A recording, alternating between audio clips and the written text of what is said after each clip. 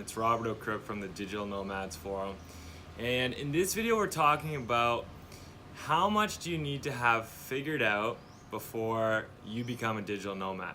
So for example, if you're already working in a 9-to-5 job, do you just all of a sudden quit right this second, book a one-way flight ticket around the world and leave everything behind and go and then try to figure it out once you're there? Or do you stay where you're at and, while you're still working your regular job, learn how to start freelancing and earning income, then you quit, and then you scale up to the point where you're earning your full monthly income completely by freelancing, then you start traveling?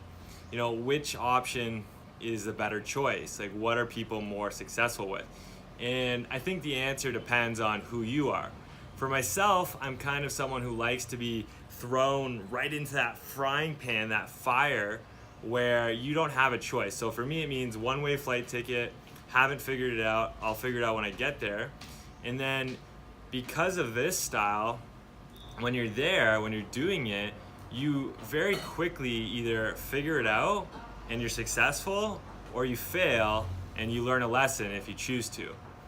Whereas for some people, it's not helpful to kind of have that much pressure. It's actually counterproductive and they just kind of freak out and they flop. So I shared this question in the Digital Nomads Forum and I got two responses, one from my friend and one from someone I haven't met yet, which I thought were also really insightful. So James Redenbaugh said, "Be brave, but be smart. Quitting your job, selling your house, moving to another country, deciding to work for yourself, they're all leaps of faith, but they don't all have to be taken at once."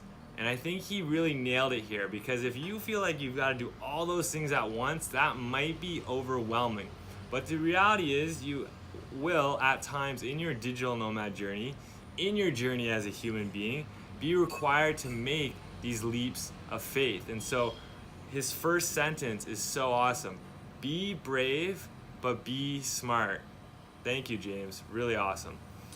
Don Rivas wrote, "That philosophy is great if you are young and don't have a family. If you are making the switch to becoming a digital nomad later in life, like myself, it is more important to find a stable remote position and build from there."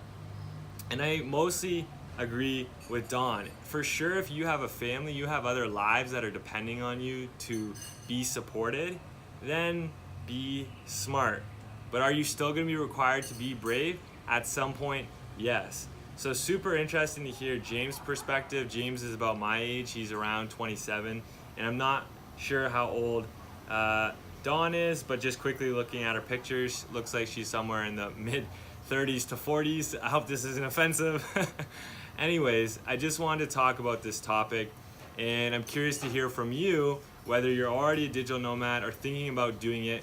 Which style do you feel is a better fit for you? Or do you have questions about just jumping into it, or maybe figuring it out more slowly? My name's Robert O'Crook. I'm from the Digital Nomads Forum. Again, it's a community of 9,000 plus digital nomads and remote workers on Facebook. It's free, and we have a huge emphasis and focus on just supporting each other and really showing up and bringing value. If you have any questions, comments on this video, leave them below. And if you're watching on YouTube, please subscribe. Thanks, guys.